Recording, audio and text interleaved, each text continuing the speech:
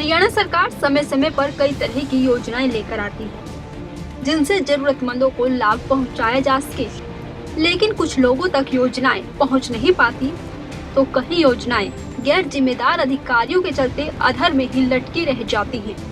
इसी सिलसिले में हरियाणा सेवा अधिकार आयोग के मुख्य आयुक्त टीसी गुप्ता अम्बाला छावनी के एसडी कॉलेज पहुंचे, जहां उन्होंने जिला प्रशासन के सभी विभागों के अधिकारियों की मीटिंग ली।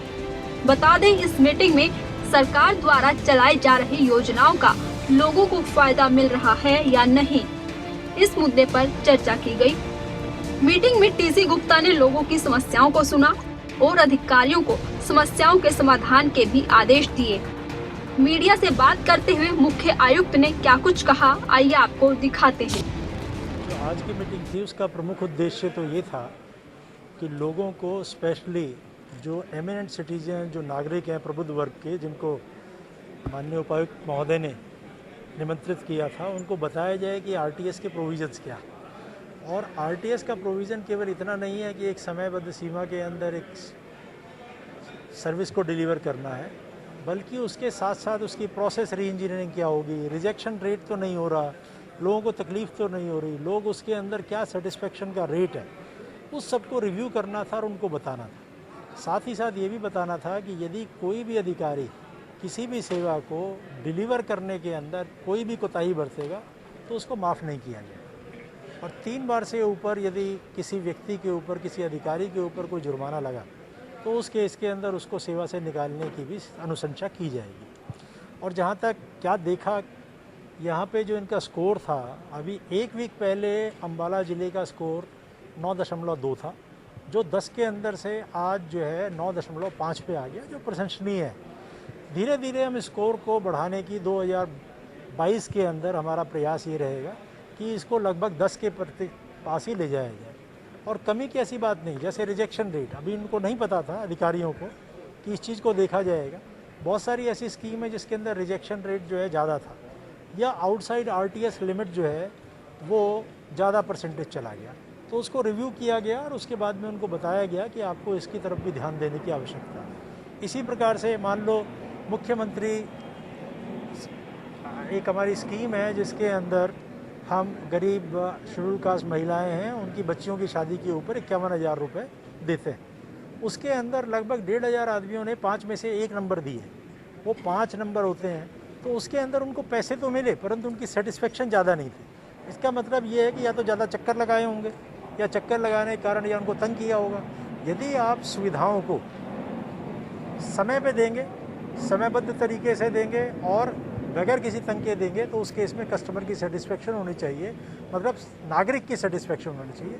या कस्टमर की बजाय नागरिक हमारे सामने है, तो यही हमारा उद्देश्य है। नगर निगम और बिजली बोर्ड की सबसे ज़्यादा शिकायतें सामने में। बिजली बोर्ड की शिकायतें ज़्यादा इसलिए नज़र आई क्योंकि उनके एप्लीकेशन ज़्यादा होती। स्कोर तो उनका 9.3 था सरल के ऊपर, परंतु कुछ पुरानी भी उनकी शिकायतें थी क्योंकि ज़्यादा है उनके पास।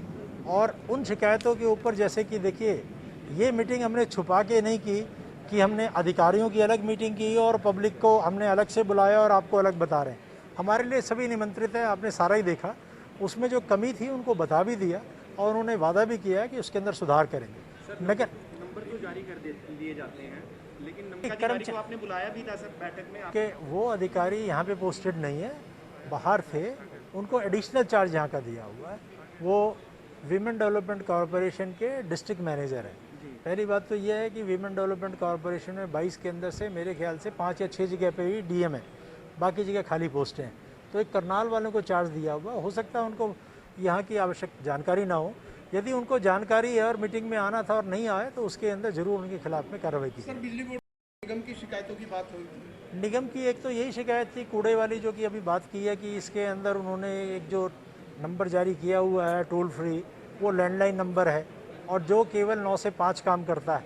उसके बारे में मैंने अभी आपसे बताया कि इसको हम जारी करा देंगे एक मोबाइल नंबर जो 24 घंटे इसके अंदर चलेगा। दूसरा, बाकी ये देखा होगा कि एक वो सेम डे पे कूड़ा उठा देते हैं, अगले दिन की नौबत नहीं आती, उसका किसी भी व्यक्ति ने प्रतिवाद नहीं किया। यहाँ सारे जनता के प्रतिनिधि बैठे हुए थे, किसी ने प्रतिवाद नहीं किया। इसका मतलब जो बात कह रहे थे ठीक कह रहे थे।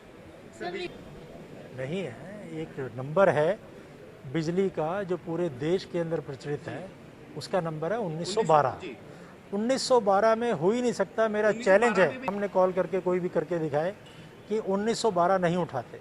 1912 UHBVN का इतना अच्छा सिस्टम है, आप अभी करके दिखा दें। सर 1912 कॉल को कर सकता है मैं, उसमें UHBVN का कॉल सेंटर मोहाली के अंदर है और वहाँ पे उसकी रिपोर्ट रोज़ ली जाती है। वहाँ पे लगभग 4000, कभी 10,000, कभी 9,000, गर्मियों में शिकायतें बढ़ जाती हैं। जब गर्मी आती है तो उसकी सीट की संख्या बढ़ा दी जाती है, वहाँ 50 हो जाती है। आज की रेट के अंदर संख्या कम होगी तो 25-30 होगी, परंतु 1 मिनट से ऊपर का समय नहीं लगना चाहिए 1912 में। उसके बाद उन्होंने एक व्हाट्सअप नंबर भी जारी किया हुआ है जो UHBVN की वेबसाइट के ऊपर है। तो आप UHBVN की वेबसाइट देखेंगे तो 1912 के अलावा एक व्हाट्सअप नंबर भी है जिसके ऊपर आप केवल व्हाट्सअप कर सकते हैं, कॉल करने की आवश्यकता नहीं। खबरें अभी तक डिजिटल के लिए अंबाला से संवाददाता पंखिल वर्मा की रिपोर्ट।